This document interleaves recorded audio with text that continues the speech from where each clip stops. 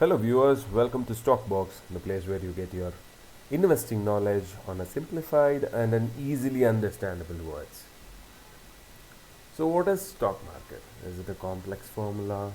What does a share mean? Why do we buy one? What happens when I buy a share? How to start an investing journey and where? Who's a stockbroker and how to choose one? Let's decode all these information on a simpler way in this video. So let's get started. For this, you will have to understand how the system of stock market works. Let me explain in detail. Let's say a company X has established and it's running in a good pace. They decided to level up the company by expanding its presence and adding more machinery or XYZ to the company.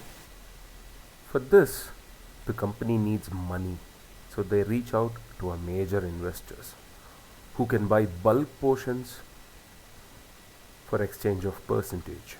Major investors are a set of people or a company mostly called as institutions. They pay huge money to company in exchange of certain percentage in the company.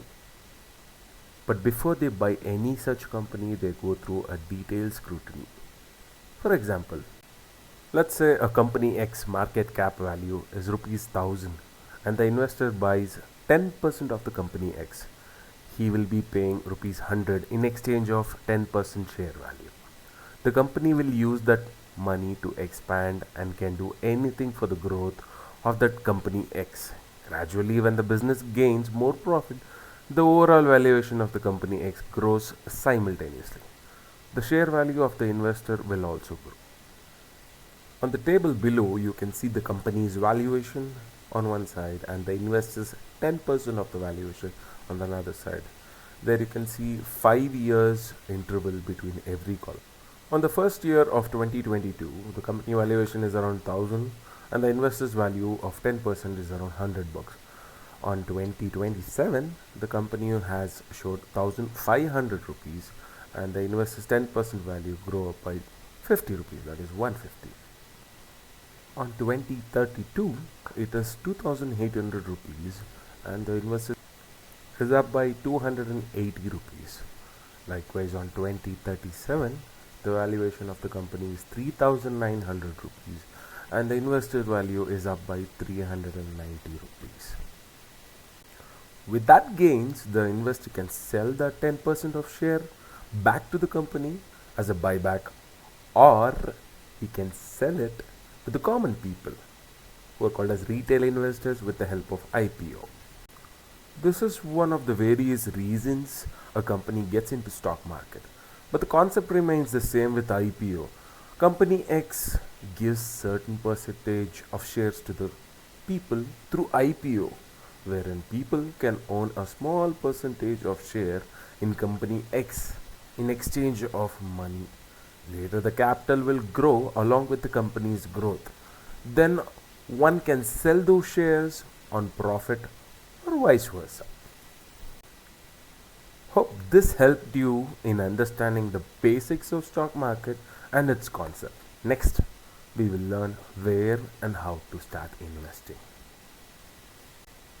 In India, we have a government regulatory team who has power over all security investments, and they are called as SEBI, Security and Exchange Board of India.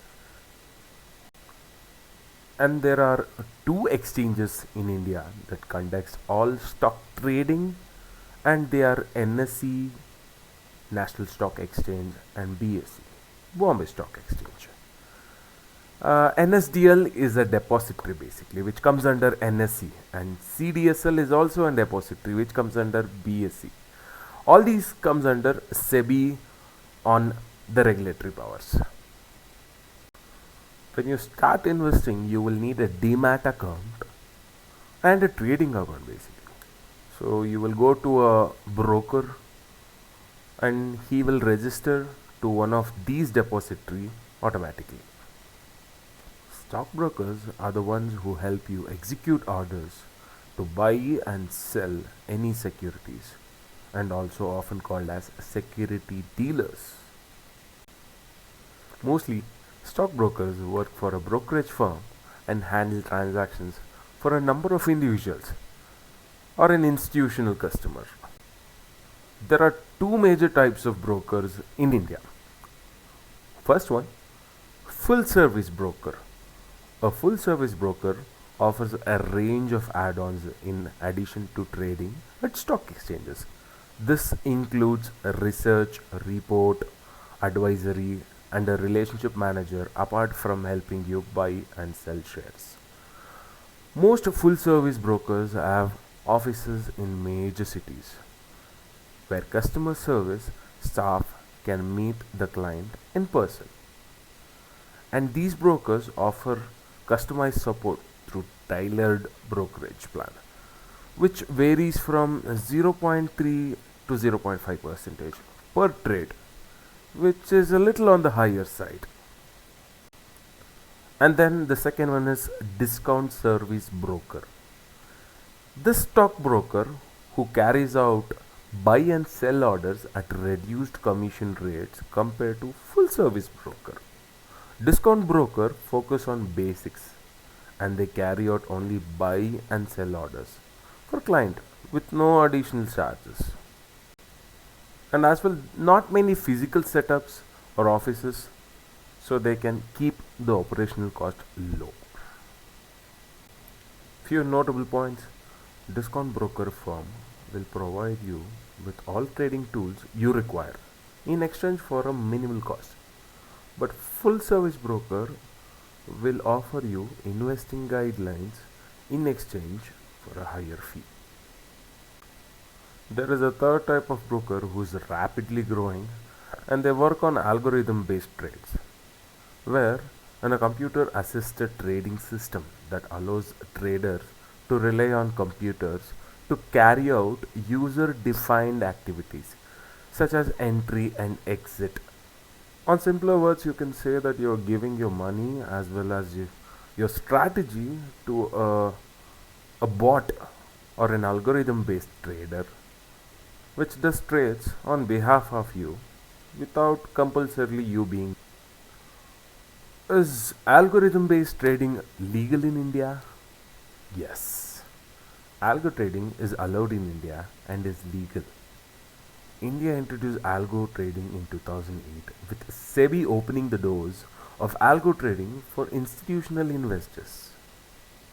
Few important points. According to their data, Betterment Algo Advisor would have outperformed the average investors 80% of the time. In last decade, based on investment data, Betterment Algo Advisor accounts have managed to outperform the market at pretty much every asset allocation ratio.